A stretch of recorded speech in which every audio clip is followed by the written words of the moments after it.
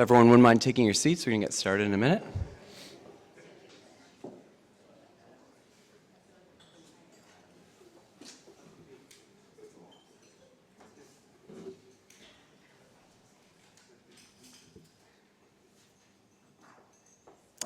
Okay, good morning everyone, and welcome to RPRA's annual public meeting. I'm going to be your emcee for the event today. My name is Parrack, and I'm Director of Stakeholder Relations and Programs. So we're so glad that you could be here with us today, both those joining us in person at the North York Public Library and the hundreds of people joining us virtually. All of us at RPRA are really excited about the high level of interest from all of our stakeholders in joining us and learning about more about RPRA and all the accomplishments of 2023. So today you'll hear from RPRA's board chair, Robert Poirier. We'll have remarks from RPRA's registrar, Mary Cummins, and our newly appointed CEO, Noah Gitterman.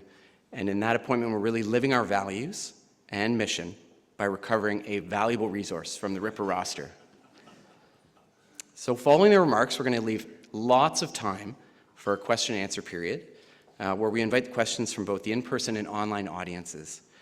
Now, for those in the room, during the question period, if you have a question, just raise your hand and a member of the RPRA team will bring a microphone to you. And those online, you can use the chat function to post a question, and we may not have time for all of the questions, and if we can't get to your question, we're going to strive to follow up with you after the event. If you do have any technical issues or problems putting your question in, please send us an email at communications@rpra.ca. And finally, after the proceedings, our official APM proceedings, we're going to take a few moments to thank our outgoing CEO, Frank Denton, who led RPRA through its first 7 years before handing the reins over to our new leader, Noah Gitterman. We hope that you'll join us all in celebrating Frank's well-deserved retirement. Okay, just a few housekeeping items for those in the room. There's 3 emergency exits located straight in front of me and then to the left and to the right. In the event of an emergency, please proceed to one of the doors marked with an exit sign. You can see they're green up there, green at the back of the room. There's also washrooms just on this side here. And you'll notice at your table there's a QR code. Now, when you have some time today, please use your phone to scan the QR code, and you can complete a survey. Let us know how you liked the event today. And for those who are having trouble with the QR code, our communications staff are going to send a follow-up email to everyone after the event. So don't worry if you don't have time today. You can provide us some feedback when you receive that email. Okay. So all that's out of the way, and I'd like to invite Robert Poirier, RPRA's board chair, to kick off the event proceedings. Welcome, Robert.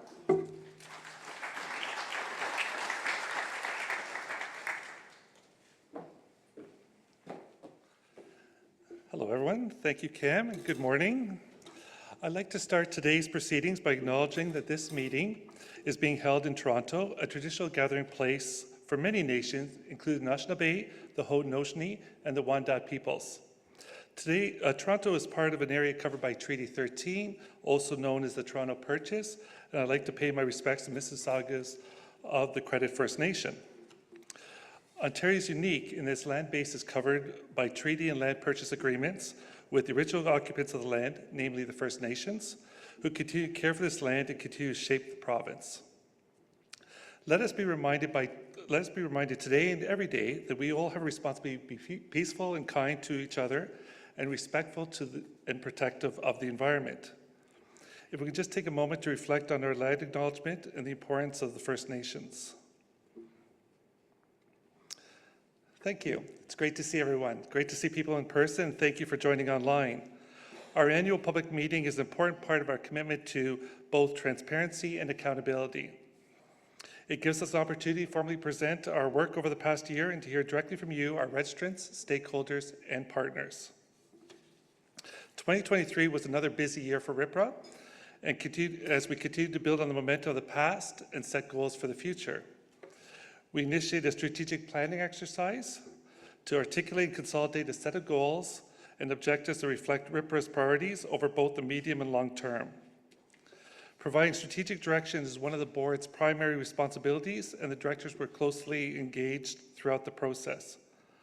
I'm pleased to say that after much work, our strategic plan for the next 4 years has been finalized, and we're looking forward to publicly releasing it later this year, potentially with the business plan.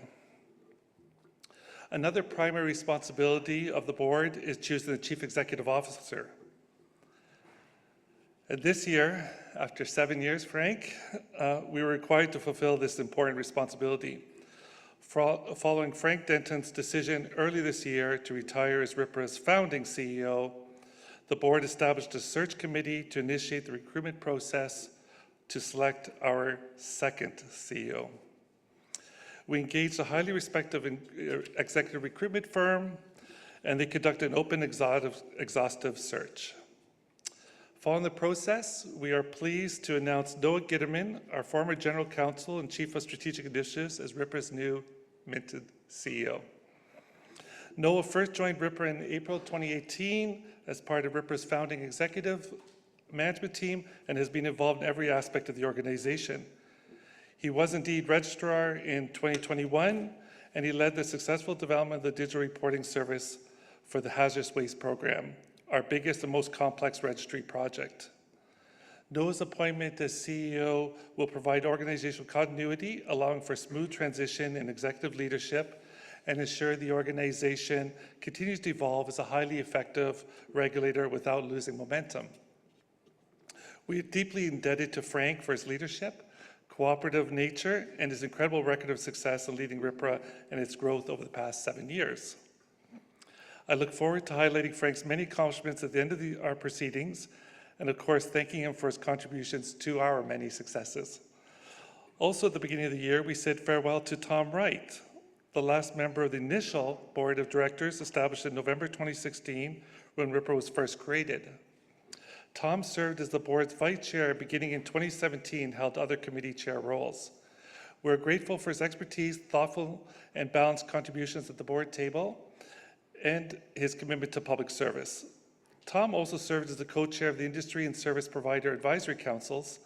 He will be replaced by another board director, Jeffrey Steiner, who has an immense amount of stakeholder experience. Our advisory councils serve as an important bridge to our stakeholder community, and we continue to benefit from their advice and insight throughout the past year. I wish to thank Carol Hoshu for co-chairing the Industry Advisory Council, and Paulina Leong for co-chairing the Service Provider Advisory Council. Since first being established, we benefited from our close engagement with the Minister of the Environment, Conservation and Parks throughout 2023, first with Minister David Piccini and then Minister Andrea Cajun. Minister Cajun and her staff, much like Minister Piccini and his staff, remain committed to an effective relationship with RPRA. Her office has continued to focus on a collaborative relationship to realize the government's ambitious strategy to reduce waste. On behalf of the board and staff, I wish to thank Minister Piccini and Minister Cajun, ministry staff, municipal, industry stakeholders, and First Nations for their advice and support during another year of change and progress. Finally, I wish to thank the entire RPRA team, and especially Frank Denton, for their efforts and accomplishments this year. I'd like now to turn the microphone over to our new CEO, Noah Gitterman. Please join me, Noah.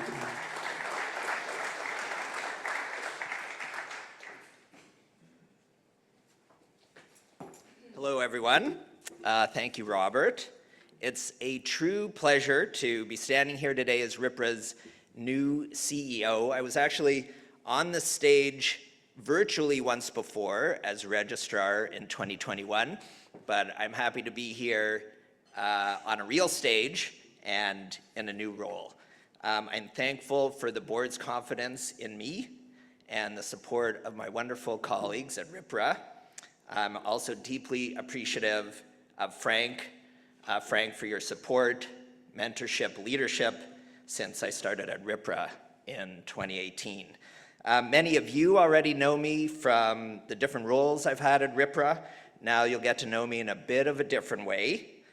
For those that don't know me, I hope we can connect at this meeting or sometime in the future to continue working together to fulfill RPRA's mandate. 2023 was another milestone year for us. I want to highlight two achievements in particular. First, in our Blue Box program in 2023, the first tranche of municipalities exited the legacy waste diversion program and transitioned to the new producer responsibility framework. Some of the province's largest municipalities transitioned, like Toronto and Ottawa, along with some of Ontario's smallest, like Sioux Lookout and Red Lake. This transition is ongoing. More municipalities continue to change and transition throughout 2024. I think this month we're now halfway through the 3-year Blue Box transition period.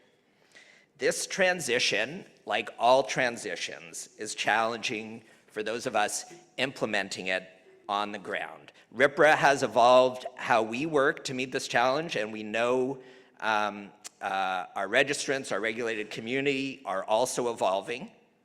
Over the past 7 years, RPRA has learned through successive new program launches, new registry projects, that change is always hard. That's a fact. And that a key to managing change is communication and collaboration. So that's true internally at RPRA, when we're working across IT and finance and communications and service delivery to spin up a new program or a new registry portal. And it's true for how we work with all of you, our stakeholders, our registrants, our regulated community. When I've been saying a few times over the past couple of weeks, when things are easier for you, they're also easier for us, and vice versa. And that's why it's important for us to continue to connect, like we are today, to communicate and to collaborate. Another big achievement for 2023 was the launch of our digital reporting service for hazardous waste. Project close to my heart. It was our biggest and most complex registry project to date. Came in on time, on budget.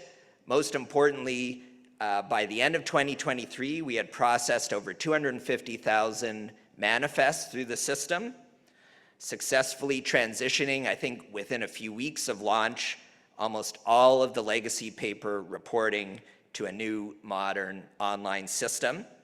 This system makes reporting easier for many businesses, reducing redundancy and red tape, and was another big change for us and for the folks using the system that, again, required connection, communication, and collaboration for us to pull it off. 3 other areas I want to highlight briefly about things that we were focused on in 2023. One is service delivery. I'll start there because that impacts a lot of you directly. At the start of 2023, we reorganized our frontline team, our service delivery team, to set up 3 different units with different skills and knowledge and focus. One focused on intake and service delivery and quality. A second one focused on compliance operations. And a third one focused on audit, risk, and system compliance. We think that helped us serve you better in 2023, and we'll continue to build on this improvement and these changes in 2024 and beyond. We also created an initial service standard applicable across all our programs. And this new standard, which you'll hear more about from Mary, will serve as a benchmark against which we can measure our efficiency and our effectiveness in responding to our registrants' needs going forward. Another thing we focused on in 2023 was public reporting. We started to implement the results of the stakeholder engagement consultation we did on public reporting, in part by establishing a new team within RPRA, a cross-functional working group, focused on expanding the amount of information we're reporting out and how we do it. So there's new information on resource recovery performance, on compliance activities, and new web pages and a new way for the public to access that information. We published a retrospective report on, I think, 19 years of data from Ontario's legacy Blue Box program before that data call wraps up, I think, later this year. And we also launched a Where to Recycle map, which for the first time publishes the collection site information that is reported into our registry. Finally, a third thing I just wanted to touch on is about how we work internally at RPRA. A lot of this may be invisible to you, but when we can do our work a bit more efficiently and effectively, that also helps things go more smoothly for our registrants. So we did focus on continuous improvements to some of our internal processes and systems in 2023. That work is ongoing and will be something that RPRA continues to focus on in the coming years. But we did make improvements to how we prioritize and do decision-making for registry enhancements now that all of our primary programs have been launched. We spun up a new data governance project to help us analyze all of the data that we intake better. We launched a new cybersecurity program to protect our systems and our data. We launched a user review of our website, again, to help improve our public reporting and the usability and accessibility of our communications. And we updated our key performance indicators in our business plan, again, as part of a process to try to improve transparency, improve how we measure our success, and how we can show to all of you that we're achieving what we want to achieve. As Robert noted, we also launched a strategic planning exercise to outline our key priorities over the coming years. You'll see when that plan, which will get released later this summer or early fall, that our focus remains tight to our mandate, to our mission to deliver registry services, to operate compliance programs, and to report publicly on the data we have and the results we're achieving, and to do all that while being cost-effective, accessible, and transparent. As an administrative authority of the Government of Ontario, our operations, as many of you well know, are funded through the fees we charge to our registrants. So part of the point of today's meeting is to formally present our financial statements for the year. They have already been published in our annual report, which is available online. There's a lot of detail in that report and in those statements. I'm not going to go through all of it, but just touch on just a couple of key highlights. So as set out in our annual report, our revenues last year were $22.5 million, substantially higher than the $14.2 million in 2022. And that's largely because of the new hazardous waste digital registry service, which started operating in 2023 on January 1st as a revenue generating and cost sharing program. Our expenses similarly rose from $14.7 million in 2022 to $20.3 million in 2023. So again, most of that increase is due to the launch of the hazardous waste registry.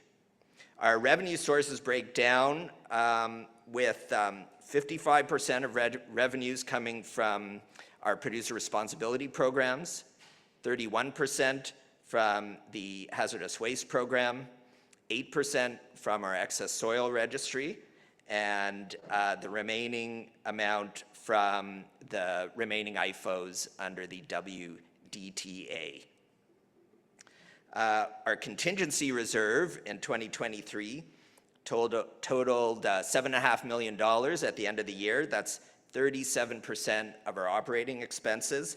This is substantially lower than the ceiling that the ministry requires, which is 50% in our operating agreement, and our forecast through the end of 2026 is that this reserve will not grow over 40% of expenses. Our staff have also grown together with the expansion of our mandate. We're now operating 6 producer responsibility programs, 2 digital reporting services, supporting over 20,000 registrants. And in 2023, our staff grew from about 67.5 FTEs to around 77. A lot of those staff are focused on, like I said before, connecting, communicating, and collaborating with all of you in different ways. You're going to hear from Mary that our approach to running our programs is based on collaboration and communication first. That's fundamental to how we do compliance and also how we make sure our registry services are running in a way that benefits our registrants. At RPRA, sometimes on the compliance side, we use a phrase called communicating for compliance, or C4C.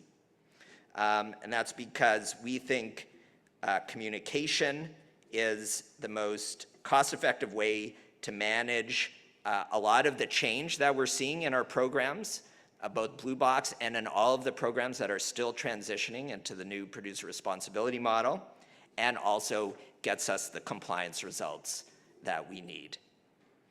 RPRA is a part of a large ecosystem of organizations. We're an important part, but a small part, even though our logo on the screen is quite big. We're a small part of a much bigger system. And of course, these organizations include, and hopefully you can see yourself in some of those pictures on the screen, our service providers, our producers, municipalities, First Nations communities, industry associations, environmental not-for-profits, and the ministry. Again, all of our programs, whether it's our digital registry services or our producer responsibility programs, require change, and we are on a learning curve with you in adapting to this change. So before I invite Mary to come up to the stage, I just want to end my comments by thanking all of RPRA's staff for the great work we did in 2023 and the great work we're continuing to do in 2024 and beyond. All of our registrants, stakeholders, everyone here online and in the room today, and of course the ministry for a successful 2023. And I look forward to building on our foundation of trust and partnership as we get through 2024 and beyond. Thank you very much, and I'd like to welcome Mary to the stage.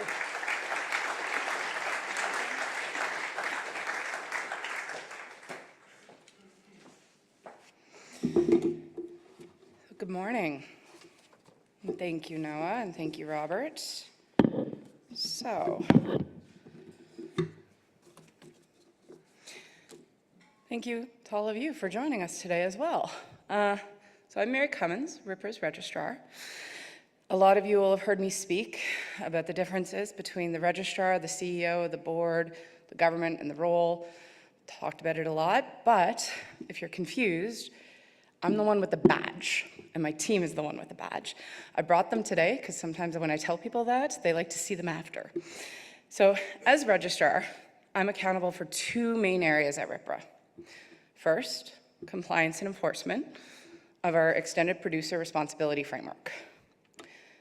We do that compliance and enforcement, to achieve the ministry's policy objectives. The goal is not compliance, the goal is the policy objectives.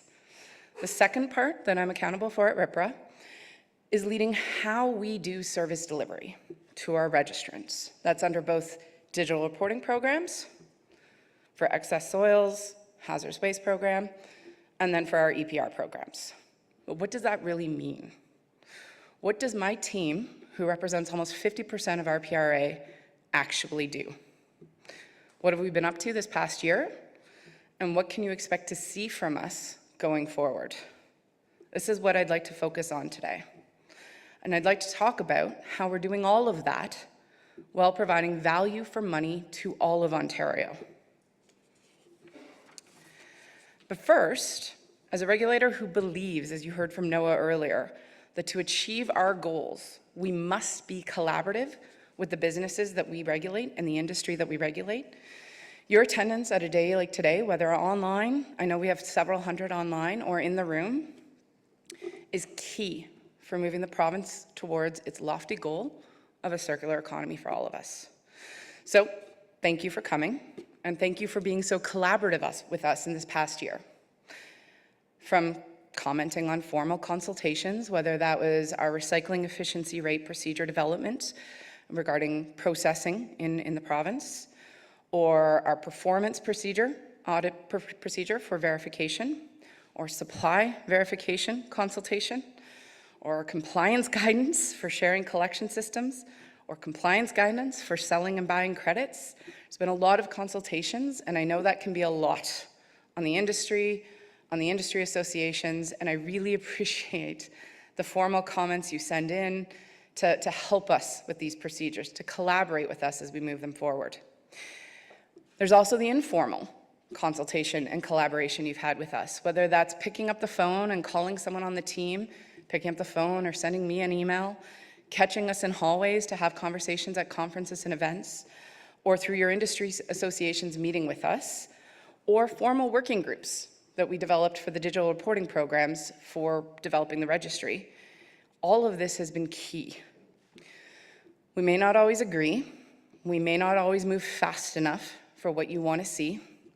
We may not be able to reduce the burden to the level you actually want. But at the end of the day, we are moving forward together. That burden, there's no way for RPRA to eliminate all of it. This regulatory framework naturally creates some burden. But our role, what we want to accomplish with you through this collaboration, is a balance. How do we achieve the ministry's policy objectives with the least amount of burden? It's a balance, and it's RPRA's role to do that balance with you. And the collaboration is key for us to be able to do it. And so when I reviewed the list of attendees at this event, I was really pleased to see how many industry representatives we actually have online and in the room. I saw many faces and many names here, or I see many faces, and I saw many names online with what started as RPRA's core principle, core business line back in 2016, which is the compliance and enforcement of our extended producer responsibility framework to achieve the government's policy objectives. And then our second core business line, which is much more recent, regarding providing registry services and support under our digital reporting programs for the movement and tracking of both hazardous waste and excess soils. These two core business areas, as you saw Noah present earlier, represent about a 60-40 split of RPRA. Under digital reporting programs, we're only providing those registry services. So we're supporting in collecting the data from the regulated entities in order for them to comply with the two regulations under those programs. But we do not enforce, we do not communicate the compliance around that. On the other side, we have our EPR programs, Extended Producer Responsibility Programs, where we're not just providing that support. It's not just about getting the data, but we're also the compliance function. So, as I said, I want to talk a little bit about how we go about doing just that, providing registry services and support to both digital reporting programs and our EPR program, and undertaking compliance under the EPR program. And I want to talk about how we do that, as I said, by providing value to everyone in Ontario, not just the producers who pay our fees, everyone in Ontario, because we do provide that value. But first, I want to pause on the producers, and I want to say thank you, because while EPR is a law, and you could look at it and say, do they really deserve to be thanked?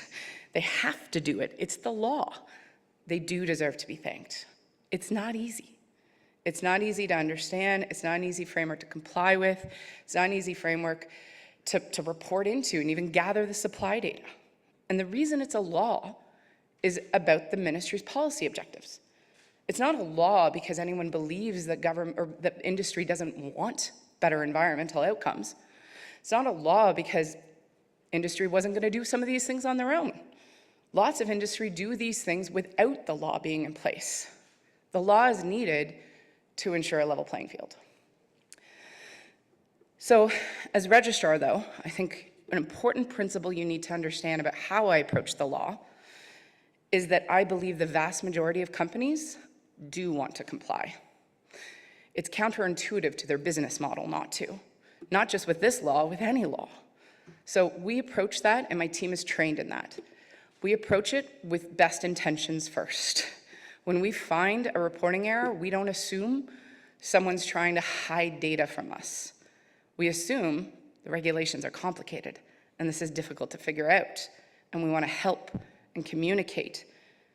We assume that companies will comply once they know how and why. Once they understand the why behind the EPR, what's the point, and once they understand how, the vast majority will comply. So we spend the vast majority of our resources and time on the how and the why. We work with you to remove the barriers. And we don't just work with industry, we work with the industry associations, we work with our councils, we work with service providers, municipalities to remove the barriers. Because there are a lot of barriers. It's not easy to navigate this regulatory framework, and we understand that. We struggle with it at RPRA. We sit there, we try to figure out what the regulation means, what that word meant, what the policy intent really is here. So if we're doing that, I can't imagine how hard it is for the industry. So with that, again, thank you. Thank you for taking the time with us to collaborate with us, to try to understand these regulations and remove the barriers together. But I also want to thank the municipalities and the service providers, because it hasn't been an easy transition for them either. The folks who day in and day out operate these systems. They're the ones that are picking up the waste, they're hauling it, maybe they're collecting it, they're processing it, they're tracking it, they're reporting it to the pros and the producers. It's a journey, and fundamentally, these regulations and this framework has changed how all of them do business in Ontario. And that hasn't been easy for them either. So, producers, pros, service providers, municipalities, RPRA, industry associations, we're doing this together. And so, thank you to all of us. But let's get back to a little bit about how we fulfill our core business. Again, 2 core business areas, about 60-40 split. Digital reporting services, compliance under the EPR framework. And how do we do that, providing value for money to all of Ontario? How have we been doing that? How will we continue to do that? First, there's our registry system, including our service delivery to all of you, all of the registrants in the room. Second, a level playing field for all, not just producers, for everyone. And 3, data, specifically trust in the data. Let's start with our registry though. A streamlined compliance IT system for businesses under both EPR and digital reporting programs. We aimed to create a registry that only collected the data that was absolutely required for us to do our jobs. Every month, we continue to launch improvements, and we continue to fix issues to come up to try to make that registry better for all of you. What does that really mean? It means in 2023 alone, our technical support team worked through almost 2,000 system support requests and 300 items related to improving the registry system. Some of these system enhancements came from registrants. Many of them did, coming forward and making these requests. Some of them came internally, some of them came through industry associations. All of it with the goal of trying to make it easier and remove those burdens and those barriers to comply. You heard Noah talk about how we focused on a service delivery model last year as well. What that meant for us was first we set internal service standards. So we said, what do we want to strive for? How quickly do we want to get back to our registrants? How many cases should we be closing every week, every month? How many of those 90,000 interactions, what's coming in? And do we need to have different levels? Is it general inquiry versus a complex compliance case? We built a service standard, but it's not public yet. We're not making that commitment to you yet because this is the tracking year. So we built the service standard internally. Now we're tracking against it. Can, with the existing resources that RPRA have, hit those service standards? With the goal then going back to you to say, yes, we can, no, we can't, what might need to happen? So that's what we did in 2023. We set the internal. 2024, tracking. 2025, let's collaborate. Let's figure out if those service standards make sense with the resources we have, or if we need to make changes.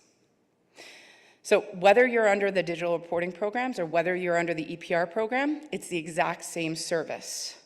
RPRA sees it as a service to you, our registrants. How quickly we get back to you need timely responses from us in order for you to comply.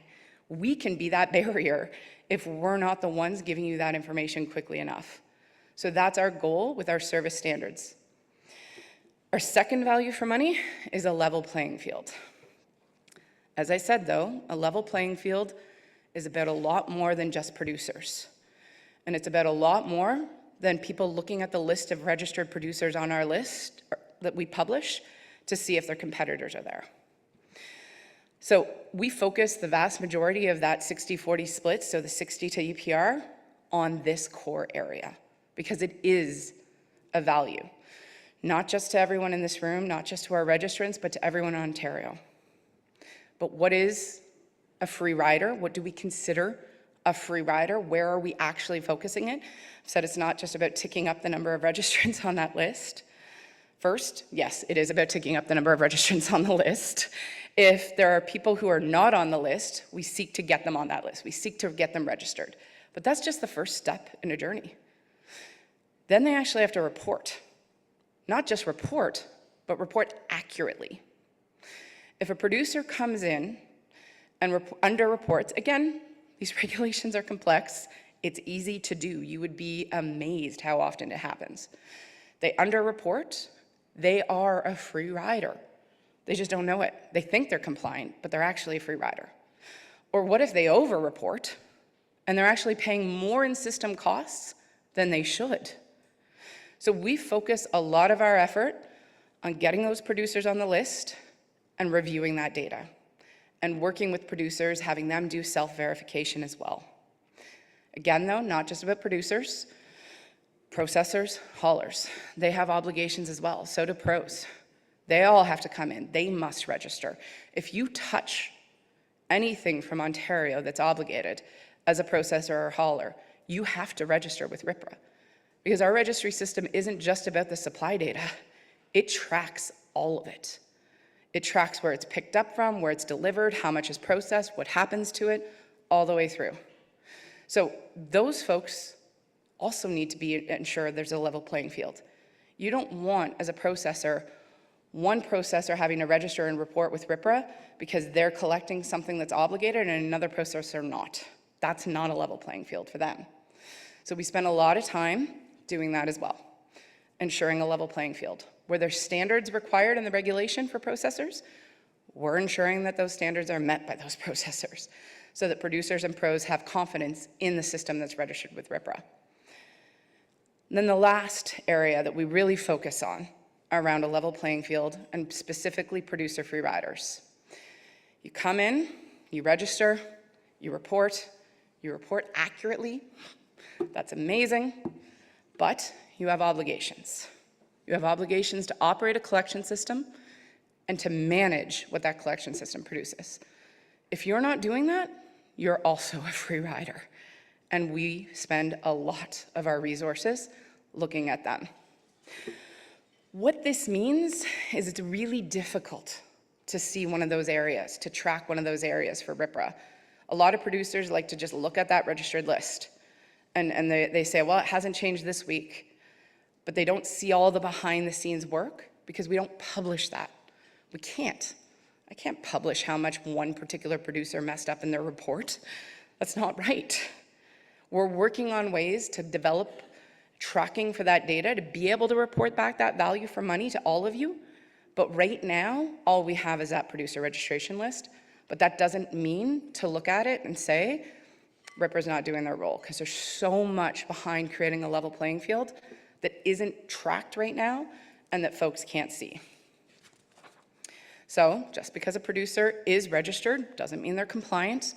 And just because a producer isn't registered doesn't mean RPRA isn't doing what we need to do here. The third area, value for money. So we've covered our registry services, service delivery. We've covered a level playing field. It's about the data. You heard Noah talk about public reporting. We could just report wrong data, or we could collaborate with you to inspect the data, to do verifications, to audit the data, to ensure the data is right. Why RPRA? Why do we need to do that? One, because we're a regulator. We're a regulator that's been empowered and identified by government, and we are a third party. That's why RPRA, and no one else. You want an independent third party telling you that's your obligation, we have verified it, you do that, and you will comply, not anyone else. You want a regulator who can tell you that so that you then can know to go and negotiate with your pro on price. You don't want that coming from any other party that might have a different vested interest in that price or your obligation. The data needs to come to us also for three key reasons besides that. So the Government of Ontario can make informed policy decisions, so that the producers, as I said, have that confidence in their legal obligation. And so service providers can make informed decisions. Service providers need that data and they need it verified so they can make decisions about capacity. So they can make decisions about what markets they want to expand into. And that data needs to be accurate. But really, the number one reason the data needs to be accurate is about trust. Trust in the system. It's the most important component, that Ontario consumers trust the system. Trust that when they put something in their blue box, someone is actually watching. And someone who is an independent, empowered, third-party regulator. You know, I've spent a lot of time arguing with my family and friends about them recycling. And it amazes me how many of them actually question it. They ask me what the point is. They say, really? You're telling me we can do this, but we can't recycle black plastics? They don't get it. They don't trust it. They all tell me stories. Companies have no incentive to change. They don't want to change how they do business. They don't care about the environment. Or how they watch some news piece on how hot drink cups and a receipt from their local store ended up overseas somewhere ready to be incinerated. Or how their electronics are just being dismantled, shipped overseas, and child labor is being used. They say recycling of material in this province is just so bad. What's the point? If my own family and friends are saying that, I don't want to know what the average Ontario consumer says. But here's something that happens when I start talking to them about RPRA. They build trust. They say, whoa, whoa, whoa, you're verifying the data? You're actually tracking it, that if somebody says it's recycled, you're making sure it is? Companies do have an incentive to change. Companies want to change. And again, that level playing field, I truthfully believe companies want this without the law, but it's difficult to do it when you don't know your competitor is. So that's why the law is needed.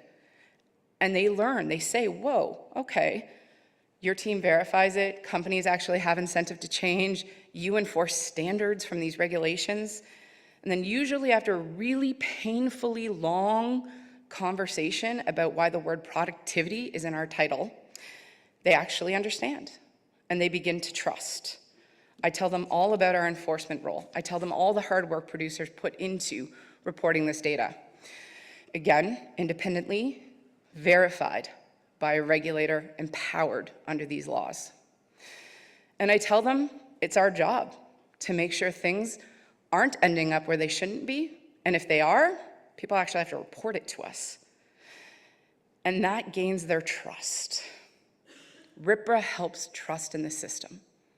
Because if you don't have that, it's not going to work. You can build all the collection networks you want, but if you don't have consumer trust, they're not going to use them. And that's our biggest value for money. Again, though, the biggest thing that usually impresses them and builds that trust is when I show them the badge. It's a really impressive badge. Kind of looks like I'm a cop. My nephew calls me the recycling police. So you need a RPRA, not just for a level playing field, not just for a good registry system, not just to remove barriers, but because without us, there's no trust, and the whole thing doesn't work.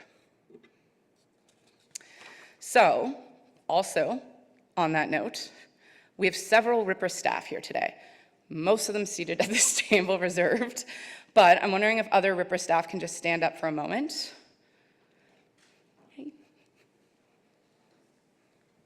So, every day, these are the folks, you can sit down now, it's okay. Every day, these are the folks, and there are many more watching online, who actually are the face of RPRA. They're the ones that hear the complaints from you, they're the ones that answer the questions, they're the ones that are trying to remove those barriers, they're the ones that finding the free riders, they're the ones building that trust in the system. So I just want to take a moment to thank all of them, from our compliance support officers to our compliance officers, our senior compliance officers, our audit risk officers, our managers. You've got in the room Ellen and Marisa. We have other managers as well. We have Kira, we have Pam. All of these folks are the ones working with you to remove the barriers. But it's not just that 50% of my team. There's another core component at RPRA. We've got our CIO, Lisa Innes, and her team, who's core to delivering that registry service. We've got our CFAO, Lorella Hayes, and her team, who works with registrants, collecting our fees and making sure all of RPRA can actually operate.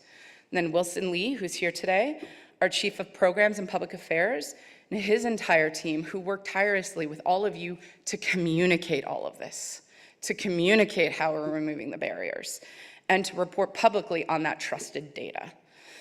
So it's a really high level of how RPRA works, but I wanted to just explain that and also say thank you to all of them. That team, along with all of you, helped RPRA accomplish a lot in 2023. Much of it I've already covered, and you heard a little bit about it from Noah. In the years to come, we want to continue to collaborate with you, continue to engage with you, and have increased visibility so that we build that trust. We're going to do that by continuing to work on registry procedures, as painful as they are, with the consultations and the conversations. We know that's not easy, but it's really important we understand the impact of these registry procedures.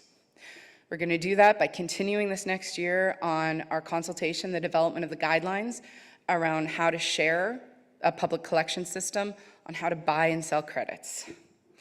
We're going to do that by continuing to focus on creating a level playing field.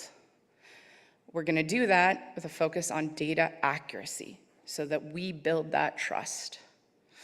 All of that under the umbrella of continuing to work with the ministry so that we achieve their policy objectives, not RPRA's, theirs. We've worked a lot this past year on the regulatory reform that the ministry's been consulting on. Our role in that is to help the ministry understand things you're telling us so that we can transmit that information so it's not falling on deaf ears even if RPRA can't make changes. I don't know what that is. That sounds like a fire alarm. We're good, not a fire alarm. So we're gonna continue to do that, continue to work with the ministry on regulatory reform so that we can transmit the changes that you're asking for, the challenges that you're encountering. We also work with them to say, if a reg's written this particular way, if this particular section is written this way, can we enforce that? How would we read that? How would we interpret that? We can't catch it all. That's also why you have a RPRA. When there's a definition of an importer needed, That's RPRA's role. We can't go back to cabinet every single time the regulation needs something filled in. We're also going to continue to work on harmonization. I speak monthly with my counterparts in other jurisdictions so that they and I can collaborate and understand the impact to our businesses. We're going to do this as well by reducing burden as much as we can. Again, it's a balance. We can't reduce burden 100%. Any regulated framework is going to have some burden. You can't eliminate it and still achieve the policy objectives. And there's always going to be a debate about how much we can eliminate and achieve those policy objectives. We're going to continue to work this next year on implementing our risk-based compliance framework, which is key to how we allocate resources. That framework tells us what is the highest risk to the policy objectives. Where should RPRA be focusing the vast majority of our time? I think you can already guess it's data accuracy, level playing field, a lot of the themes that we've spoken about today. You shouldn't have to guess what RPRA is working on. I've told you. And we're going to continue not just to build the consumer trust, but your trust. We're going to do that with our service delivery standards by getting back to you in a timely manner, by actually removing those barriers for you. The key too for the next year is that we're going to have consistent compliance approach. Not consistent compliance stop, consistent compliance approach. What that means, consistent compliance, is that every single time you're speeding, you will get a ticket. That's not what you want. You do not want RPRA to be a meter maid. You want a consistent compliance approach. We've told you what it is. We start with communication. We start with removing the barriers. We start with explaining how and why. Then we move into enforcement. But the idea is that the vast majority comply with that beginning stage. Even our enforcement tools we're utilizing with a consistent compliance approach with the goal of achieving compliance. So last year, 2023, we issued 5 compliance orders. That's enforcement. This year, if you go to our website, we've issued more, including against free riders. We're also issuing AP's notice of intent, many of them, but you don't see that. An AP notice of intent is confidential. It's between the regulator and the regulated party. We send this letter saying, you've been found to be out of compliance, and here is your administrative penalty. That administrative penalty includes an economic benefit, so what gain did the producer have by non-compliance, plus a base penalty amount. So essentially, the idea behind this is that the cost of paying the penalty is higher than the cost of complying. Why haven't we had to issue any APs when we've issued plenty of APs notice of intent? Because it's working. The producer gets that, and they have 21 days to change our mind. They all comply. They all realize, and they look at the dollar amount, and they go and they comply. So you're not seeing the APs of notice of intent, but it is working because we're using it as a tool just like any of our other tools to communicate with the producers. Because we understand that you don't want a regulator to be a meter maid and just continuously issue APs. That's not going to achieve the objectives of this government, and that's not going to benefit anyone in this room. Doesn't mean we won't issue an AP, doesn't mean we won't need to issue an AP, but I would rather have compliance than money from an administrative penalty. So as I prepare to sign off here, I just want to conclude with a thank you to Frank. We've heard that a few times today, with his work as the first CEO of RPRA. I don't think anyone who knows Frank would disagree that he will be remembered for this role. And then I'm also looking forward to working with Noah as CEO. He was my general counsel for the entire time I've been registrar and deputy registrar. He was registrar when I was deputy registrar, so he helped train me. And I can affirm that we will continue to have that close relationship with him now as CEO. And of course, I want to look forward to collaborating with all of you over the next year. Thank you.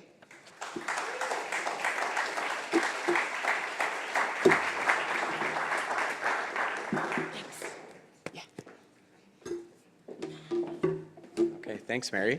So Mary's going to stay up on the stage. I'm going to invite Noah and Robert to join us as well. We're going to open up the floor to questions from the audience, both in person here at the North York Library as well as online.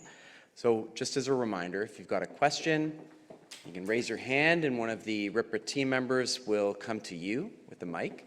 And if you're online, please type your question into the chat. We've got a team behind the scenes filtering through the questions and feeding them to me up on the stage.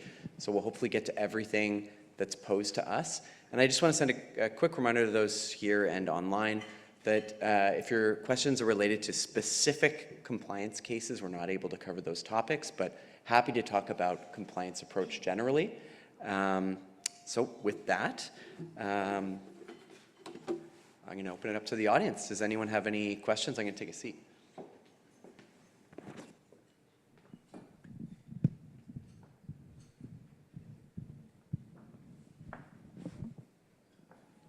You covered it all in your speech.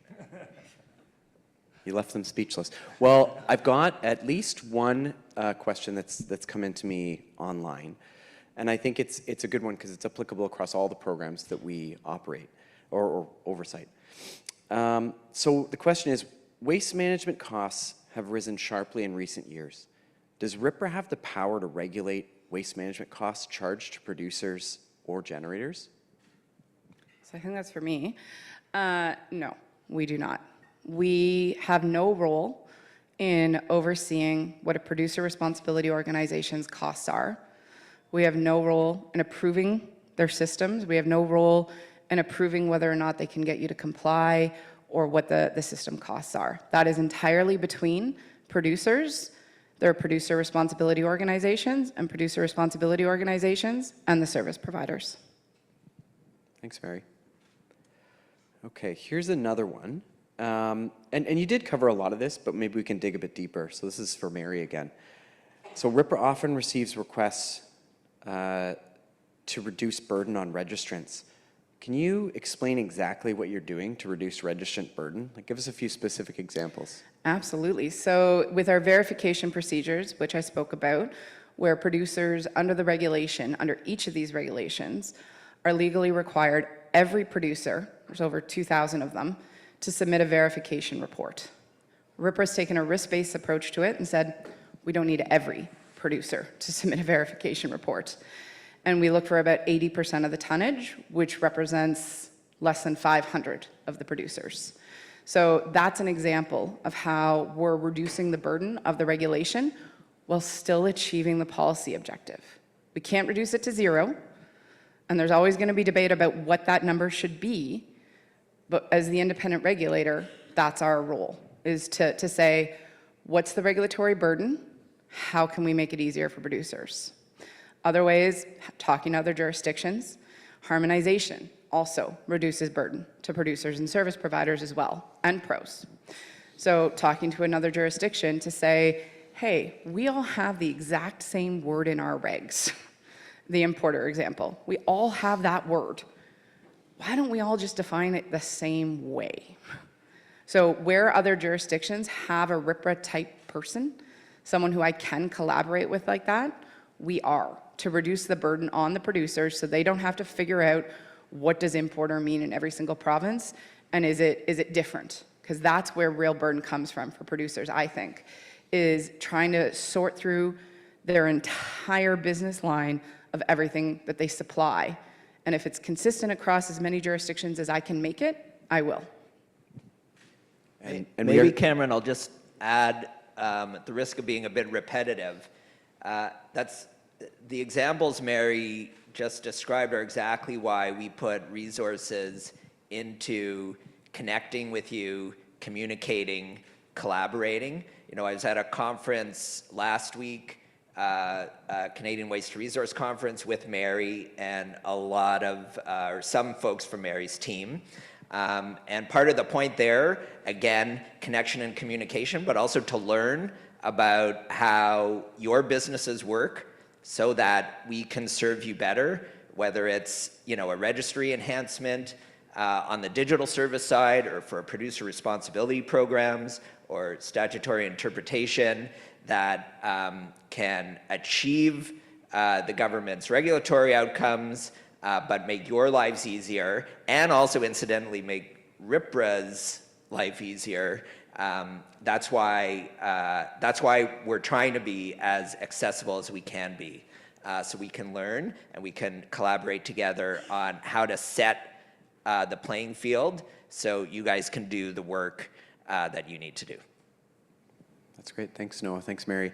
Now, just going deeper on that, I mean, we talk about our level of accessibility being out there. If you have great ideas to share with us, we're here today, we're at conferences, but what if folks, you know, day to day, they've got some bright ideas to share with us about registry enhancements? How do they do that? If they have, how can they share those ideas with us? Yeah, just we've got some business cards up at the table with the email address to send it to. You just send it to registry@ripra.ca. You'll get an automated response saying that it's been received. Depending on what the issue is, you may not hear back, or you may not get frequent updates. Again, we approach everything 90,000 inquiries with a risk-based compliance. I don't think anyone wants RPRA staffed up so that we're responding to every single thing immediately, including those registry enhancements, but it'll go into our intake process and be assessed. And then part of RPRA's job at that point, and one of the things I'm focused on as, or will be focused on as CEO, is to make sure we've got a good process internally to evaluate that suggestion, recommendation, make sure that we understand the costs and benefits, so we're investing in the system in the right way for the biggest impact. That's great. Thank you. Now, this is a similar question to one I asked already, but I think it's important and I want to follow up here. This is an online question. So if RPRA doesn't have any control over costs, what are the options for producers to lower their EPR costs? What can they do about it? So producers can work with their pros and their service providers to figure out what's actually driving those costs. I think that's the first question you need to start asking. What is driving the increased system costs? Is it my product design? Is it my packaging? Is it something I'm doing that's within my control that I can change? There's companies out there who every day announce product packaging design changes. Why do you think they're doing that? It's not just to try to gain the consumer's love in their product. It's because this stuff costs money. And if your product is super complex, super difficult to recycle or recover, design for the environment. Make those decisions and know that when you're doing it, there's an incentive for your competitor to do it too. And I think, just to add to that, I think, you know, part of RPRA's role there is to make sure that you understand what your obligations are, and that we're communicating clearly about that, and communicating clearly about how we're implementing these programs so that you can go out and make the right business decisions for yourself. Okay, thank you. I think we've got an in-person question. Andrew, the mic's yours. I'm loud enough, but Andrew Horseman from Environmental 360 Solutions, also yes. We've been a pro in the tire space since 2018, and I just want to pick up on something you said and then ask my question. How do producers realize lower costs? By shopping their services around pros. And an announcement I'd like to make today is that Yes, who's been a leading market leader in the tire pro space since the transition from the WDA to the RRCA, is today announcing that it will be establishing, or has established, a battery pro, and will be offering services to producers so they can reverse that trend of increasing costs and decreasing resource recovery results, which is what they've seen over the last number of years since transition under the incumbent pro. So I'd love to talk to anyone here who has battery recovery needs. We know the last couple of years have been challenging from a compliance and recovery perspective. We have the solution to both reduce your costs and give you compliant results.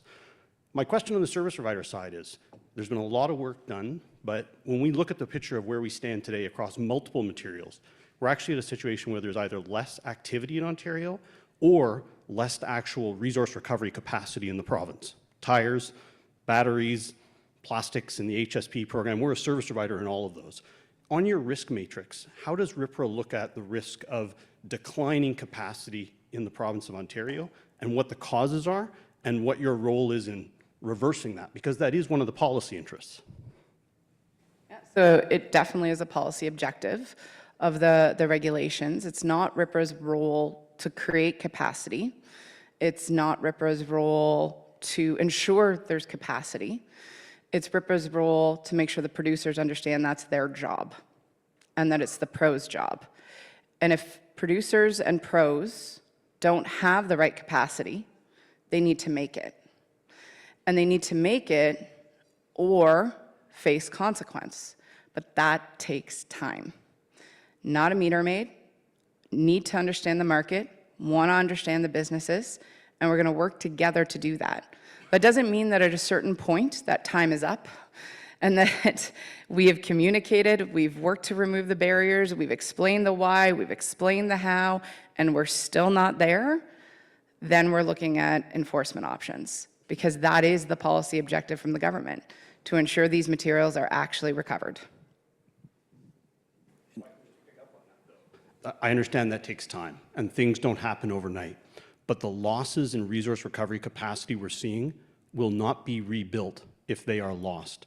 The process for getting a permit, multiple years, significant dollars, and so that delay may result in some irreversible, not irreversible, but long-term impacts to the ability to achieve the resource recovery results.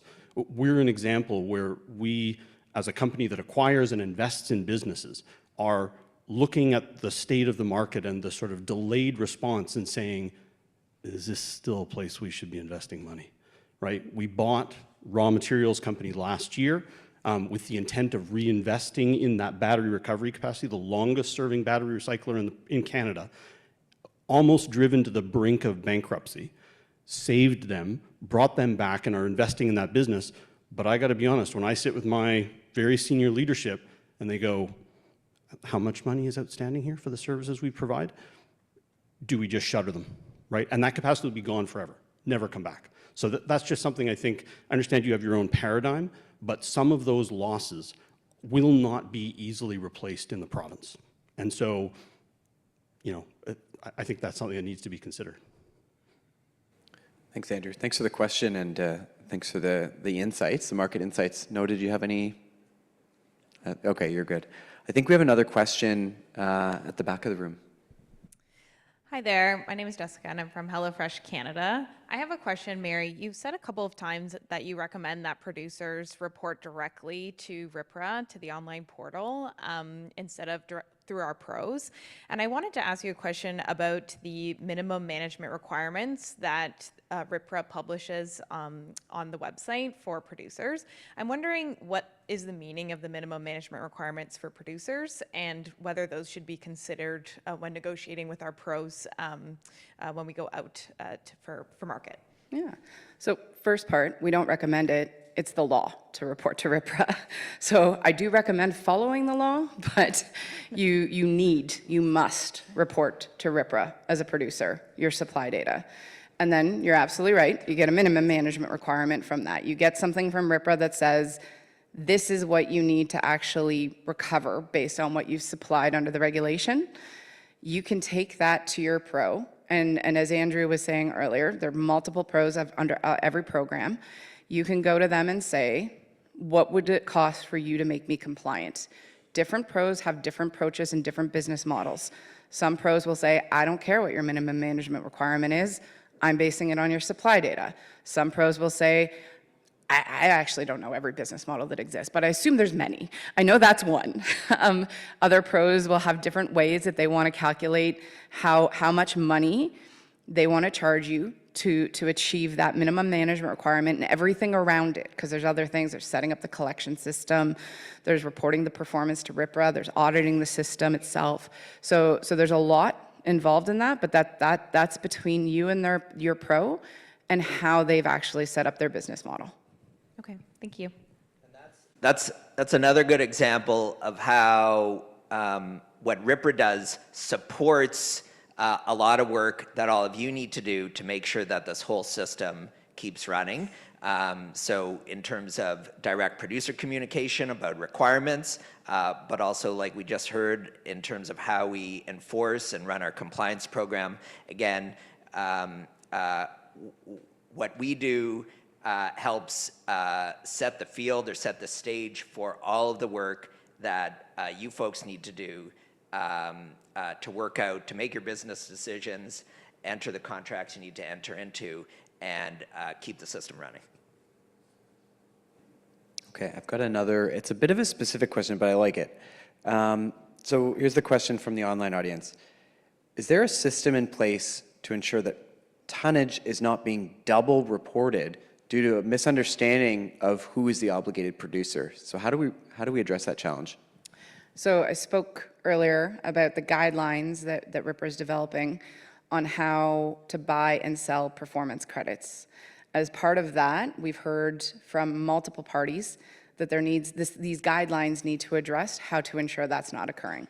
Right now, RPRA has a role in trying to review that data and working with the industry and service providers and the producers and the pros to figure out who owns performance credit and how it's verified, but there's not a lot of guidance, not a lot of meat around it.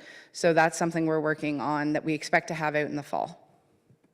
And what about on the supply side? That sounds like that's management side. On the supply side, is there anything that a producer can do to help them understand if their material's not already being reported by another business?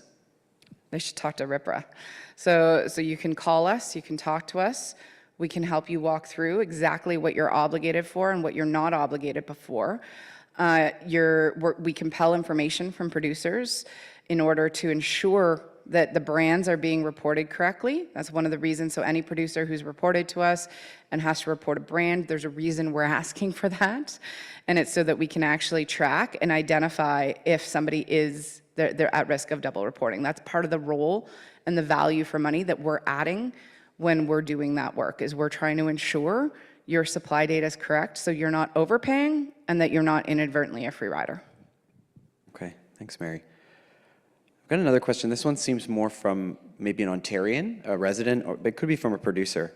So are producers required to report and pay for all of the material that ends up at the consumer level, whether it's recyclable or not? That's correct. So if you're in a tire program and you put metal studs on your tire, that makes it difficult, sometimes impossible, to actually recycle. You're still obligated for it. If you're a producer who puts things into the marketplace, product packaging into the marketplace that is either there's no market for it right now, or it's difficult to recycle or costly to recycle, or even if the municipality, because as we're transitioning these municipalities over to the new Blue Box program that's starting in 2026, there's some guidance from municipalities saying, don't put that in, doesn't matter, you're still obligated for it. And that's part and parcel of trying to do that whole design for the environment I spoke about earlier. It doesn't matter if your packaging isn't recyclable today. You're accountable for it. Figure it out. Change your packaging, talk to your pro, invest in markets. You have options, but you got to figure it out because it is obligated. Thanks, Mary. I've got a question about Blue Box. So big transition going on. Lots of service providers, municipalities, producers trying to understand how to navigate this system. But this question's about free riders. What's RPRA doing to track down free riders? Like, what are our tactics? Can you explain just at a high level what we do to identify and go after Blue Box free riders? I think it depends on what type of free rider we're talking about. If it's they haven't registered with us, because that's one type, we're working with industry, we're reviewing lists, we work with the other divisions of government to say, you know, what industry exists that's supplying into Ontario, what are brand relationships, you know, we look at retailer lists to say, okay, what does everything a retailer sell and supply, what are they not obligated for, and if they're not obligated for it, someone is. So we track it down that way, right? But then if you're talking about free rider because they failed to report correctly, right? They underreported. We're looking at doing verifications. We're doing audits. We rely heavily on the producers to do their self-verification as part of that process, then we're reviewing that verification to ensure it's correct, looking for flags, looking for issues to do those audits. If it's because they're not participating in a collection system, that one we're talking to those producers and saying, do you understand your obligations? Do you know how to do this? Do you need a pro? Do you need us to help you figure this out? We won't tell them they need a pro. We won't tell them which pro to pick. This is a competitive market, but we help them with that journey to understand that. And at a certain point, that's the vast majority in blue box of those AP's notice of intent that we've issued. All of our AP's notice of intent to date have been for free riders and free riders for failure to register, failure to pay fees, or failure to actually participate in a collection system, specifically blue box. Now, you mentioned your enforcement powers and all the work that the team is doing. Now, if I'm a stakeholder or registrant, where do I go to learn more about that compliance activity? Do we post it somewhere? We do post it. It's on our website. If you're having difficulty finding it, just let us know, but it's fairly intuitive. If you go up, you go down, like it's all publicly posted, except for those AP's notice of intent. My goal is not to issue an AP. My goal is to reach compliance with the producer. So that 21-day period is their time frame to come into compliance before we post. If they don't come in compliance with that time frame and we're issuing an AP, then the AP becomes public information and is posted on our website. Mary and I both talked about the effort we're putting into public reporting at RPRA. It's fundamental to our mission, and we are trying to improve both the accessibility of that information and the kinds of information we publish. Some things will always be there, like compliance orders. If an administrative penalty is actually issued, it will be there. But we want to publish more information too about our compliance activities and about resource recovery performance, so how the programs are doing. There's also information about our digital registry services, right? Hazardous waste program, excess soil that the public can access. But this is something that we are focused on now and will continue to be focused on over the next little while to enhance both as a public value to the province and to help make your lives easier, to give you information you need to make your business decisions. Thanks, Noah. Thanks, Mary. This is a question for Noah. So looking at the 10,000-foot level, what do you foresee as RPRA's biggest challenges for the rest of the year and going into next year? Sure. RPRA has gone through a lot of growth over the past 7 years. New programs or new registry projects every year, a lot of project delivery to tight deadlines. Now that we have all of our programs up and running, all of our programs launched, so 2023, right, we launched hazardous waste. So they're all up and running now. One of the things that I want to focus on as CEO is to make sure that how we do our work is matured a bit, and that we're improving a bit on our own systems and processes to be a bit more efficient and to be a bit more effective. So one example, again, is public reporting, but throughout the organization, I'm hoping that we can take time to kind of refine, stabilize how we do our work, sort of build up some of the maturity in our own systems. But at the same time, we know that change is constant. The producer responsibility transition is still ongoing, not just Blue Box, but in all of the programs. We are still working on full implementation. And we know that the ministry is looking at potential regulatory reforms, and that will be additional change. So one of our challenges at RPRA is to be able to stabilize or mature how we do our work, but still being innovative, adaptable, accessible in the way we do it, so we can react to change and we can help all of you get through that change. Thanks, Noah. Looks like we've got another in-person question. Go ahead. Thank you. My name's Simon Kinsman. I'm from the Canadian Consumer Specialty Products Association. We represent Blue Box and HSP producers, as well as sit on the Industry Advisory Council. I heard mention of public trust and public reporting. I wanted to ask a question about producer trust. So in one of the reports that RPRA has published is the registrant survey data. Registrant sentiment around understanding of business needs, the communications coming out of RPRA, as well as the fairness of RPRA, are at all-time lows, and it's consistently worsened in the last 3 years. And I would say one of the examples that was mentioned in terms of verification procedure being a positive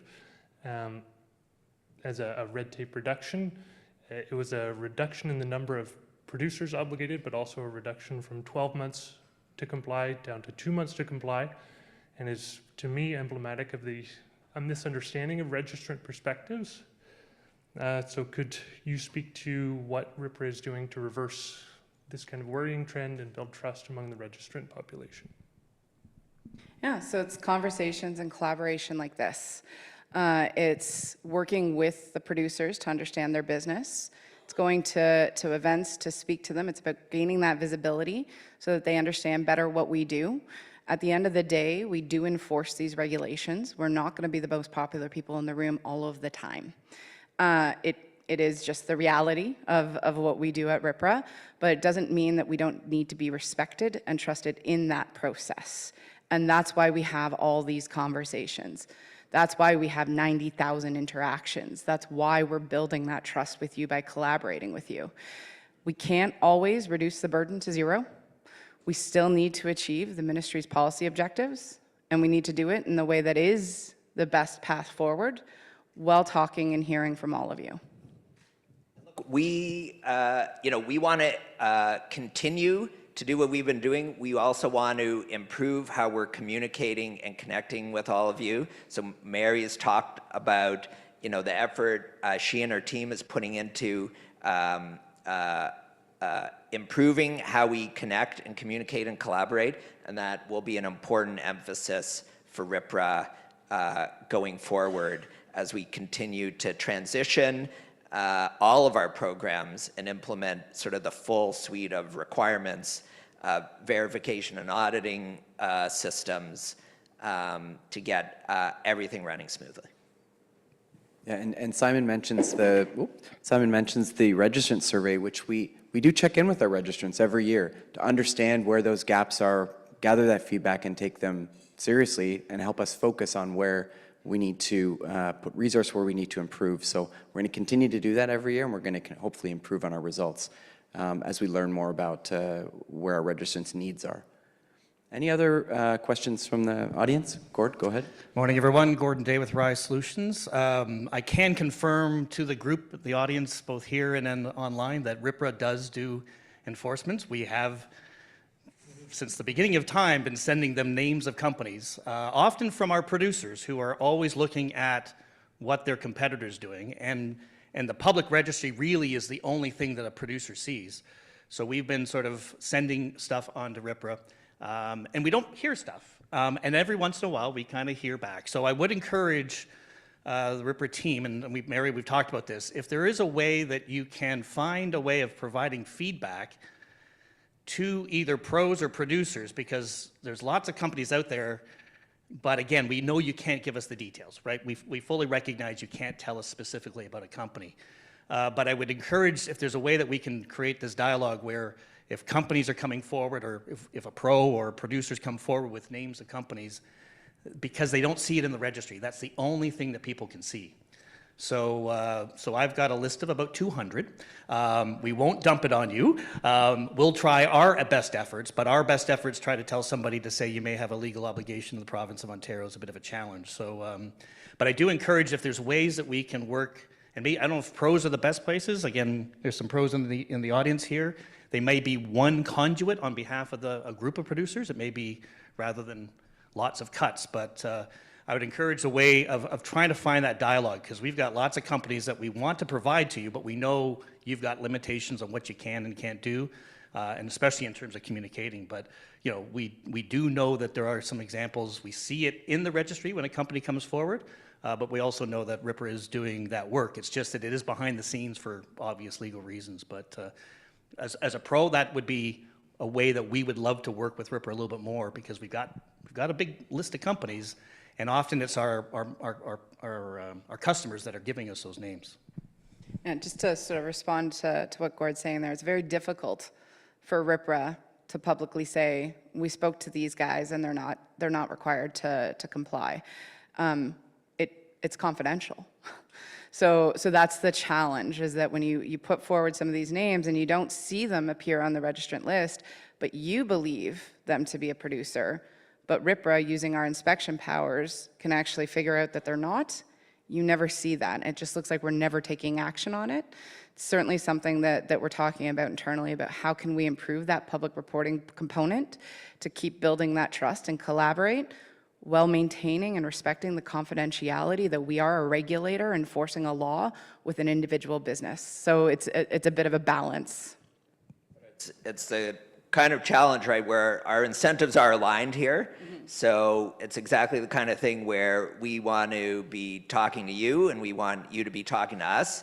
And, as part of our sort of overall public reporting initiative, we do want to make sure that we are being as transparent as we can be, again, as accessible as we can be, given our constraints. But it is something it is a challenge that I think, hope we can make progress on. Okay, thanks, Noah. We've got another in-person question. Go ahead. Hi, I'm Sandra Nestic from HelloFresh Canada. There's been a lot of discussion in the Blue Box program about compliance and enforcement for the producers. I'm curious what role RPRA is playing in compliance and enforcement as far as the pros and how they are going about their business. And my second question is, what is RPRA doing to encourage more pros to join the competitive landscape? Because frankly, it is not that competitive, and pros are in a very difficult position. There's discussion from the panel about go to your pro. I'm sure you know that doesn't work. So could you comment a bit on that relationship? Yeah, so the first component around enforcing and compliance with a pro, there aren't actually a lot of obligations on pros. That's a policy decision by the government, not RPRA. So we don't enforce their funding, we don't enforce their fees, we don't have oversight of that. We don't have oversight over whether or not they actually have a plan to make a producer compliant. That's not something we actually do, because it's not in the regulations. It's not something the government chose to include. So to answer your question of I'm not sure what component you're looking for in terms of what RPRA does against compliance and enforcement of pros, but everything that RPRA is doing with a pro is because the producer has to comply. It's not about the pro, it's about the producer. This is individual producer responsibility. It's all about the producer. Everything, even the obligations on processors, go back to the producer. So an obligation for a processor to collect and process material and hit a particular standard goes back onto the producer. Everything is about the individual producer. There's nothing that a pro solely has as their own obligation beyond complying with inspections and audits if we choose to go in under the statute. There's no list of pro requirements like that. And then your second question around trying to build more of a competitive framework. One, I think that takes time. In countries like Germany, you see 12 pros. That's been around for over 30 years. So it takes time for a competitive marketplace to build, for it to stabilize, for data to be coming in so that folks know whether they want to enter a particular space. So all of that is a process and does take time. I understand, and I hear frequently from producers saying, it's great for you to say I should go talk to my pro about fulfilling my obligation, but that is what you should be doing. That is the only thing RPRA can give you. That's the only thing this framework can give you. If you have a vendor in your business that's not doing the job you contracted with them, you have to figure that out. This is no different. If you're entering into a contractual arrangement with someone to fulfill an obligation for you, you have to have that conversation about how they're going to do it, whether they have a good plan, how much money it's going to cost. It's not RPRA's role. It's actually now the individual producer. This is not unique. It exists across the globe where this is happening. It's just going to take a lot of time. Thanks, Mary. I think we have a few more questions from the audience. One on this side. Just a question continuing on the theme of communication and recognizing there's some challenges you've got. You know, absolutely the communication is sort of key. As a former producer myself, you know, the amount of time many producers who are not EPR nerds, like those of us who are here in this room together, but the amount of time many producers, particularly small and medium-sized ones, spend thinking about or trying to understand this is extremely limited, just because they don't have someone dedicated to doing this. They don't have a lot of the capability to attend these sessions and learn and engage with RPRA. They're frightened of engaging with RPRA. So to the extent that the communication can be increased, and if there's an opportunity to partner with pros to help amplify that communication in a way that is consistent with the messaging you're trying to put out, I think I would speak for some of the pros that we are ready and willing to do that, because we get questions from the small guys or the medium-sized guys, and you know, they feel like they're not getting a clear answer from RPRA, or they feel like they're getting no response from RPRA, or they don't want to ask because they might out themselves. We have an interest in bringing them in. We have a business interest, we have a compliance interest, we have a personal interest, because this is something I'm passionate about as well. So to the extent communication can be enhanced, every opportunity to do that at a level that is commensurate with the understanding of the group to which you're communicating. Again, not everyone is at this level, and how we craft those messages, I think, again, we could help provide some input in a way that you can take or leave, but I think that would really help with the absorption of that message. I want to ask a question, Mary. You talked about the notices of intent, and those not being something that would be publicly available because it's between you and the producer. Get that. In the past, when you have issued some notices of intent, there was also a registrar statement that said these are going out. Will that be the practice going forward, or was that sort of a one-time or case by case? So I think the answer to that question is it depends. Generally, we make an announcement when it's a first time we've done something. So we announced with a registrar statement that we've begun issuing notices of intent in particular areas. As we progress, we will likely take a look at that on a case-by-case basis to say, is there an interest in ensuring this is public information? One of the biggest reasons we do it is because it drives compliance. So saying, hi, Blue Box producers, we're beginning to issue notices of intent because you aren't participating in a collection system, that actually drove more compliance than the actual notices did. So there's reasons why we choose to do it. So I think it just depends on the case and it depends on the circumstances. So it's difficult to say that.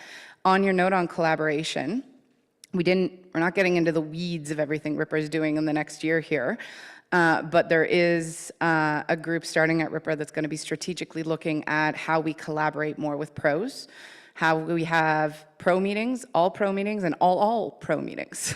The all pro meetings we might need to rent this space, we'll see. But we are beginning to develop that strategy to be implemented into 2025. So that is something that we've heard and that we want to work better, because it makes our lives easier. It makes your life easier, it makes our lives easier, it makes the producers' lives easier. We want to do it, we want to make that happen. It's just been a journey we're all on together, and we're learning different things and we're learning different techniques, and that's one that we're going to be implementing for 2025. Just again, to emphasize, it is that kind of communication is fundamental to what we do. It's how we want to do it, but it's also how it has to be done in order to achieve the results we want.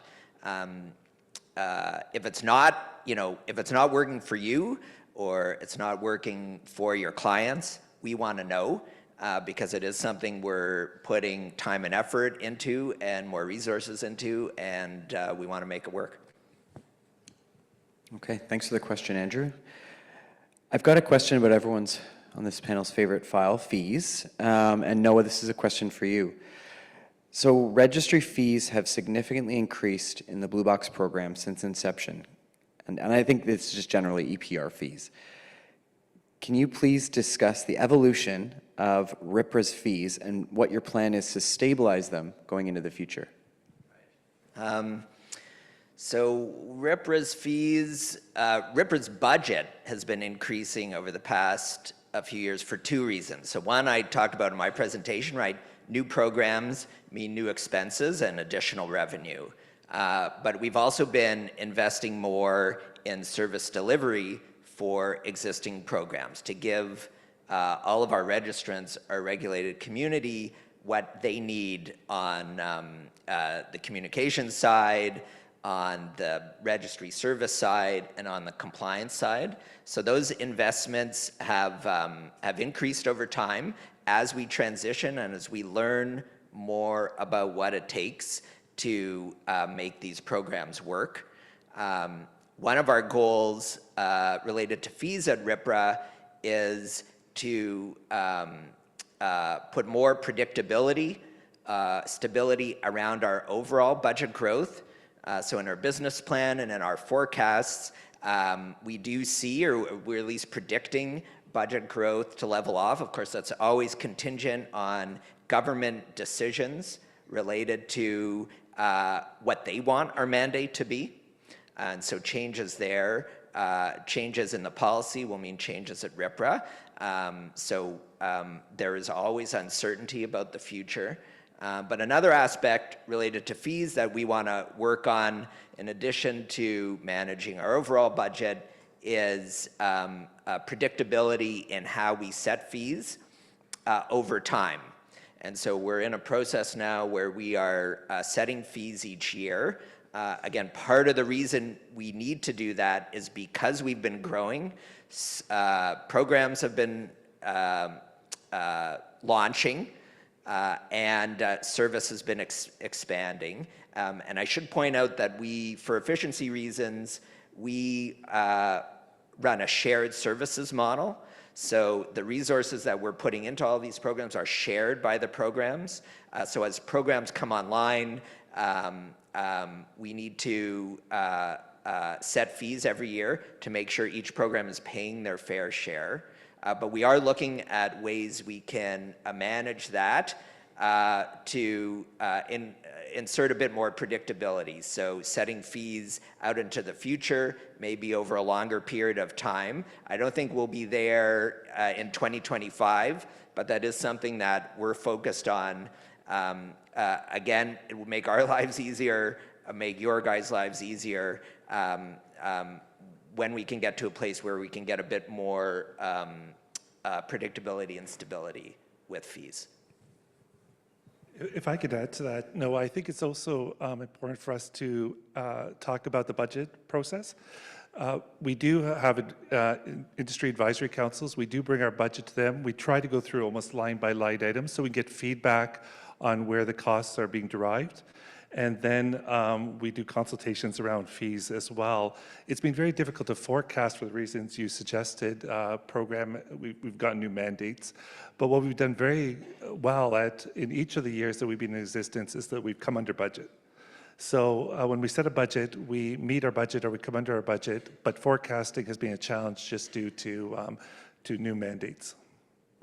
And just quickly, just because cognizant of something Andrew said, and hundreds of people not maybe understanding this, there's RPRA fees. So you are, as a producer, you're registering, you're reporting your supply, and RPRA charges fees to the producers to recover those costs of us doing our role of regulating and enforcing, or of running our digital reporting programs for haz waste and excess soils, if that's the case.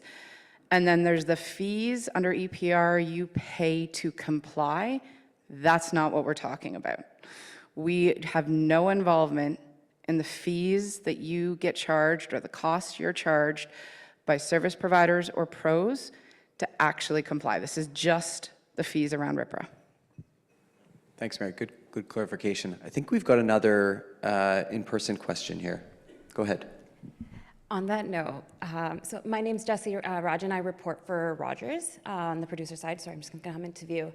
And so it is about pro fees. And our pro for Blue Box specifically has told us that there's one pro, Circular Materials, that determines the fee schedule.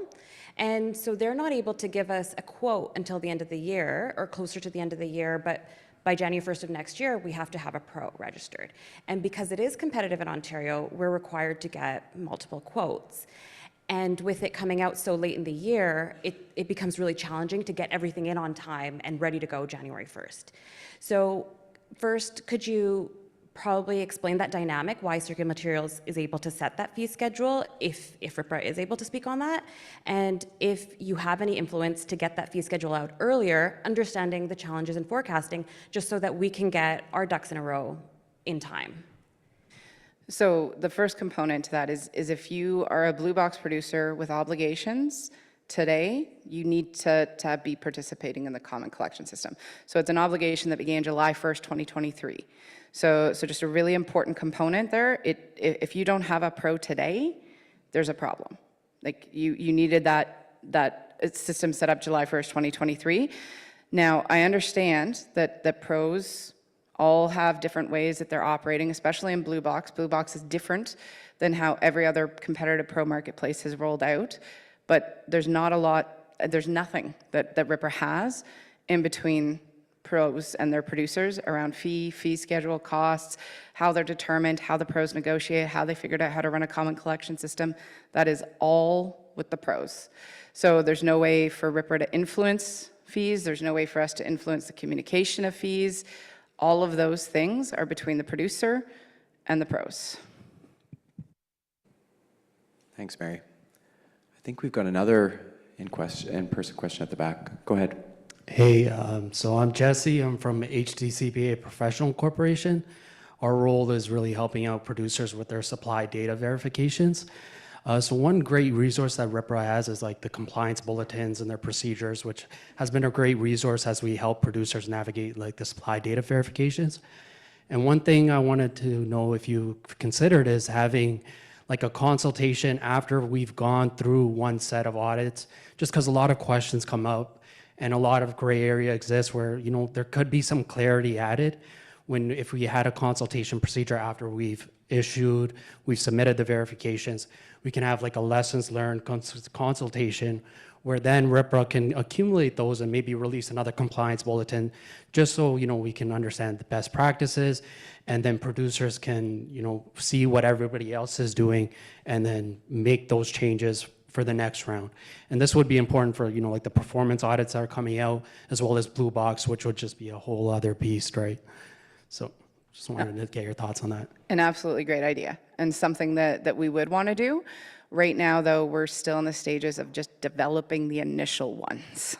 So absolutely looping back and saying, does this procedure work? Should we review them? We have 17 different procedures, all of them in varying states of development right now. So some of them have been developed, are operational, and we've actually received feedback on and make revisions. And then there are ones that just came out, the first version, and we absolutely will want to loop back and revise them. We've actually committed, we review them once a year. Doesn't mean we'll change them once a year. Doesn't mean we'll open them up for consultation every single year. There are 17 of them. And as Noah was talking about earlier, all of this is what drives our budget and our costs. So we try to take an approach of where we can allocate those resources, but it's a great idea. And we have done it with at least the tires ones that have been out for a little bit. Once we get all of them under our belt, we'll get into a regular cadence of doing that, because it is a very, very good way to collaborate with the industry to make improvements. Now, Mary, in the interim, when a registry procedure is not being consulted on, how could a registrant provide us feedback? Maybe there's an unintended impact on a registrant, or they have a great opportunity for improvement. How can they share that idea with us? Again, it's registry@rpra.ca. That's where you want to put it in, and just again recognizing that when you send that email, you will get confirmation that we received it. But if it's in the middle of us getting 2,000 producers to report their supply data, you're probably not going to get a lot of information. It's much like the enhancements. We have an intake process. We consider everything. We look at everything. The team follows up when they're able to. That's the process that we would follow for this. And again, that's how we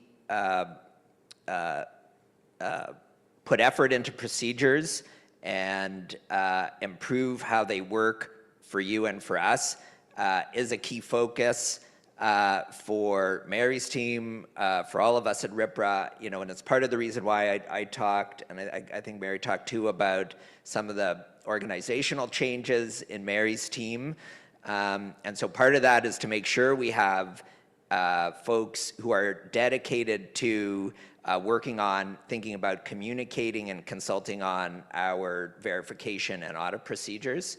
And that team is relatively new, but our hope is that as transition moves along and as we can stabilize some of our programs, we can do even more consultation and make sure they're working for all of you.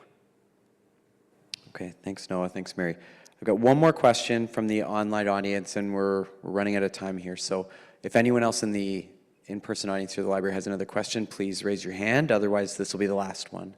So this is for Mary, what is RPRA's role, if at all, in identifying obligated materials? This would cut across all our RPRA programs. So I think the question we're getting at here is what is RPRA's role in adding obligated or just finding? Just generally, I mean, the reg sets some parameters, but the reg doesn't, it's not all exhaustive. So what's RPRA's role? So when it says something like oil filter and it gives a one-sentence definition, oil filter is actually really easy. But some of them get a little bit more complex and trying to figure out whether a fish finder is actually ITTAV or a slot machine. A lot of us were in Niagara last week, and apparently that question came up as a slot machine, ITTAV. So our role is to make statutory interpretations, right? They're independent statutory interpretations, not just about is a slot machine obligated or not, but what's the definition of an importer? What is a beverage container? So that is part of RPRA's role as an independent regulator, to take the regulation, because you can't keep going back to cabinet every day, right? So to take the regulation, understand the policy intent from the government, understand what's legally been written there, understand business impact, burden, harmonization, all of those things, and make that determination. Sometimes it's quite easy, because the regulation is fairly black and white in many areas. Sometimes it requires a fair amount of thought and discussion internally to determine what is and is not obligated within those regulations. Right, Mary, that's both about what is obligated and who is obligated for what. Those are decisions that RPRA makes and that RPRA enforces. Okay, good. I think that's a great note to end on. So thanks, Mary, Noah, and Robert for inviting all of those questions. And Robert, you can stay on the stage, and thanks to you too.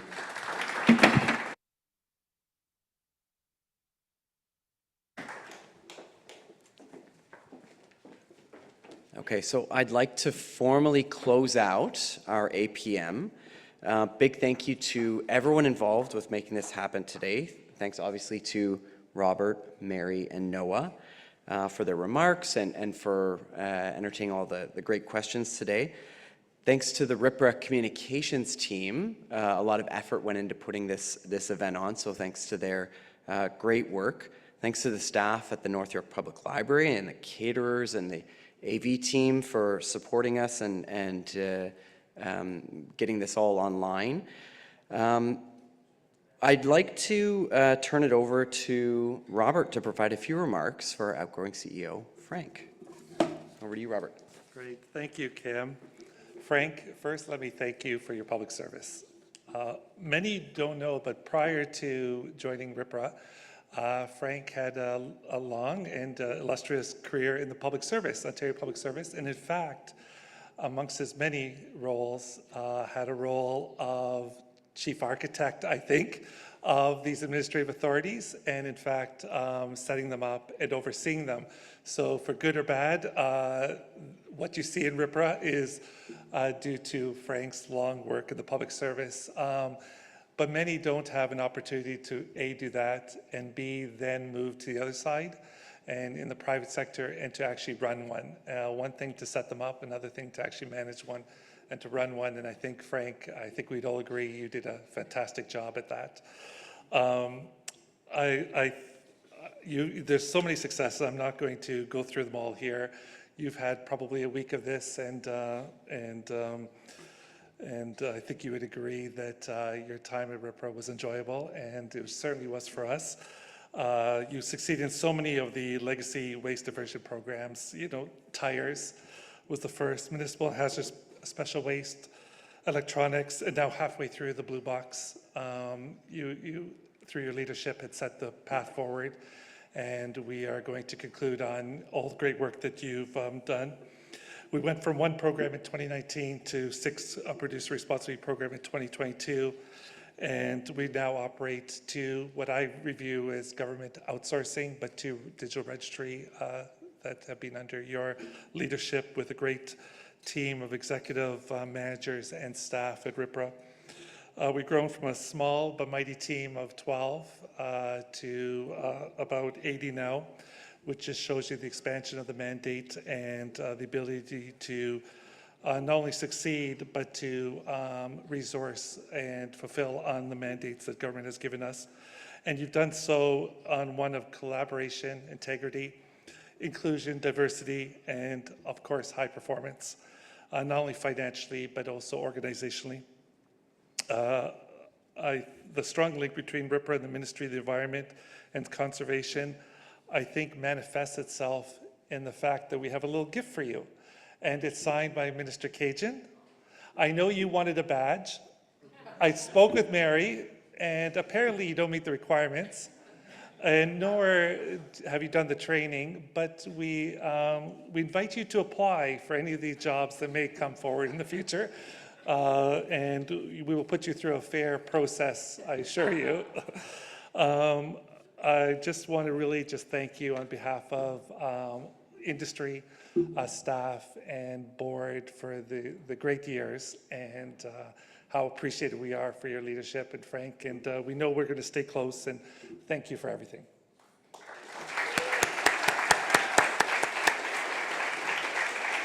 You can come up, we'll take a picture, and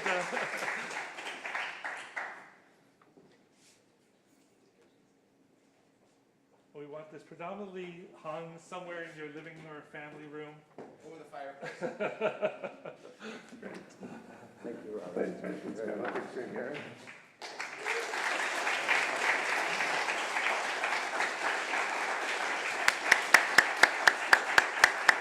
Thank you, everyone, for joining today. I think we do have some cake and drinks, so please stay. Thank you. Can I say a few words? Oh, of course. If you don't mind. Excuse me. My last chance to speak to a crowd with a microphone, I think, hopefully. I'd just like to offer a few gratitudes. First to Robert and the board of directors. Very hard to succeed as a CEO if you don't have a strong board. This is a board that pushed us to excellence, followed the rule of trust, which is critical, and verify, and they made us show our work and demonstrate that we'd thought everything through, and that was critical to our success. I want to express gratitude to the whole team at RPRA. We've been so successful in hiring dozens of really talented, committed, creative people. A lot of them came from around the world. We have people from every continent on the planet, and you mix that with a lot of homegrown talent, and you get creativity, and that drives productivity and continuous improvement. I want to thank Minister Cajun and Minister Pacini and their teams for inviting us to the table. All we ever wanted to do was fulfill what we saw as our role as a trusted advisor to government to help them make informed, evidence-based decisions to get the regulations as right as possible. No regulations are perfect, but continuous improvement is critical. I want to thank the ministry. The staff at the ministry always sought our advice on what it's going to look like on the ground if they roll it out, right down to specific words. And finally, I would like to thank everybody outside government, outside RPRA, who contributed in any way by providing us with advice on how we can get better over time. We are going to, I could not be more confident that this organization is under Noah's leadership. Noah's is, I forgot to mention my executive team. I spent probably most of my time working with them. I learned early on that the best way to succeed as a leader is just keep asking for advice. And Noah, you are one of my greatest sources of advice, and I couldn't be happier to see you take this. I know you're going to take this organized to the next level. So I'd like to ask us all to put a big hand together for everybody who contributed to RPRA's success.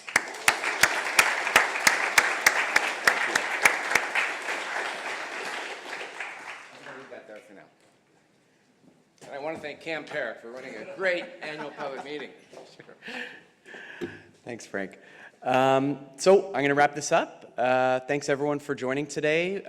Please join us for some coffee and cake over on the side of the wall.